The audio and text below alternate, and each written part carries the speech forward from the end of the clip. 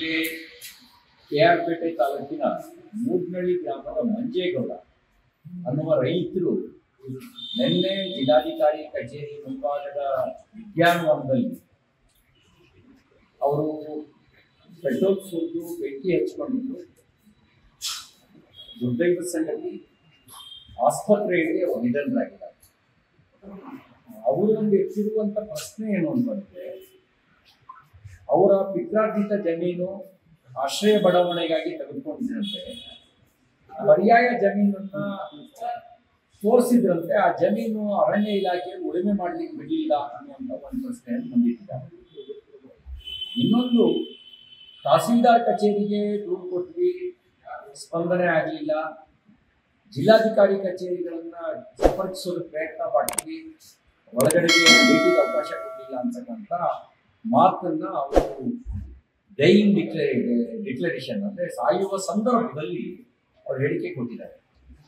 ನಾನು ಸರ್ಕಾರಕ್ಕೆ ಆಗ್ರಹ ಮಾಡ್ತೇನೆ, ಈ ಸಂದರ್ಭದಲ್ಲಿ ನೀವು ಒಂದು FIR ದಾಖಲು ಮಾಡಿ, ಯಾರು ತಪ್ಪು ಮಾಡಿದ್ದಾರೆ, ಯಾರು ನಿರ್ಲಕ್ಷ್ಯ ವಹಿಸಿದ್ದಾರೆ, ಅದರ ಸಮಗ್ರ ತನಿಖೆ ನಡೆಸಿ ತಪ್ಪಿತಸ್ಥರ ಮೇಲೆ ಕ್ರಮ ತಗೊಳ್ಬೇಕು ಅನ್ನೋದು ಮೊದಲನೇ ಆಗ್ರಹ. ಎರಡನೇದು, ಆ ಕುಟುಂಬಕ್ಕೆ ಕನಿಷ್ಠ 50 ಲಕ್ಷ ರೂಪಾಯಿ ಪರಿಹಾರ ಕೊಡಬೇಕು ಅನ್ನುವಂತ ಆಗ್ರಹ ಮಾಡ್ತೇನೆ.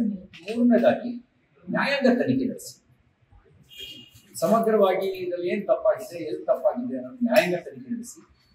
ರೈತರ ಆತ್ಮಹತ್ಯೆಯಲ್ಲಿ ಕರ್ನಾಟಕ ಈಗಾಗಲೇ 2ನೇ ಸ್ಥಾನದಲ್ಲಿದೆ. ಸಾರ್ವಜನಿಕವಾಗಿ ಪೆಟ್ರೋಲ್ ಹಾಕೊಂಡು ಬೆಂಕಿ ಕೊಟ್ಕೊಳ್ತಾರೆ ಅಂದ್ರೆ ಎಂತ ಒಂದು ಹತಾಶ ಸ್ಥಿತಿಗೆ ಆ ರೈತ ಬಂದಿರ್ಬೋದು.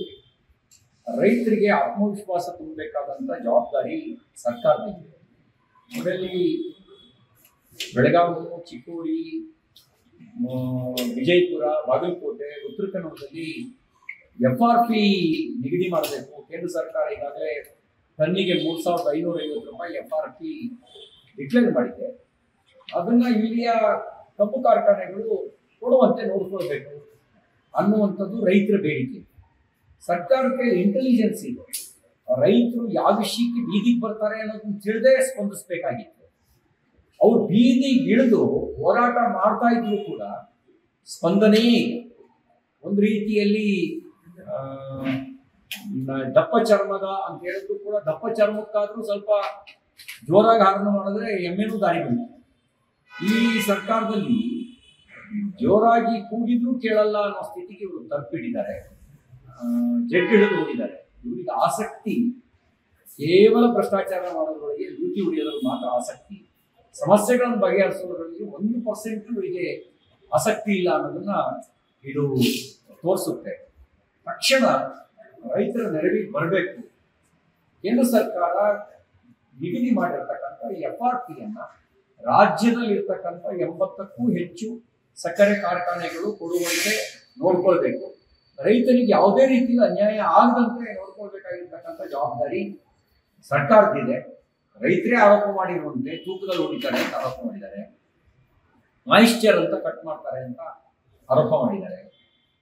ಇದೆಲ್ಲ ಈಲ್ಡ್ ಬರಲಿಲ್ಲ ಅಂತ ರೇಟ್ನಲ್ಲಿ ವ್ಯತ್ಯಾಸ ಮಾಡ್ತಾರೆ ಅಂತಕ್ಕಂಥ ಆರೋಪ ಮಾಡಿದ್ದಾರೆ. ಈ ಎಲ್ಲ ಆರೋಪದ ಹಿನ್ನೆಲೆಯಲ್ಲಿ ಸರ್ಕಾರ ರೈತರಿಗೆ ನ್ಯಾಯ ಕೊಡಿಸಲಿಕ್ಕೆ ಬೇಕಾದಂತ ವ್ಯವಸ್ಥೆಯನ್ನು ನಿರ್ಮಾಣ ಮಾಡಬೇಕು ಅಂತೇಳಿ ನಾನು ಮಾನ್ಯ ಮುಖ್ಯಮಂತ್ರಿಗಳಿಗೆ ಆಗ್ರಹಿಸ್ತೇನೆ. ಲೇಟೆಸ್ಟ್ ಹಾಗೂ ಇಂಟ್ರೆಸ್ಟಿಂಗ್ ಸುದ್ದಿಗಳಿಗಾಗಿ ಬಾಸ್ ಟಿವಿ ಕನ್ನಡ ಚಾನೆಲ್ನ ಸಬ್ಸ್ಕ್ರೈಬ್ ಮಾಡಿ, ಹಾಗೆಯೇ ಬೆಲ್ ಐಕಾನ್ ಪ್ರೆಸ್ ಮಾಡಿ. ಇದರ ಜೊತೆಗೆ ಫೇಸ್ಬುಕ್, ಇನ್ಸ್ಟಾಗ್ರಾಮ್, ಎಕ್ಸ್ ನಲ್ಲೂ ಮಿಸ್ ಮಾಡದೆ ಫಾಲೋ ಮಾಡಿ.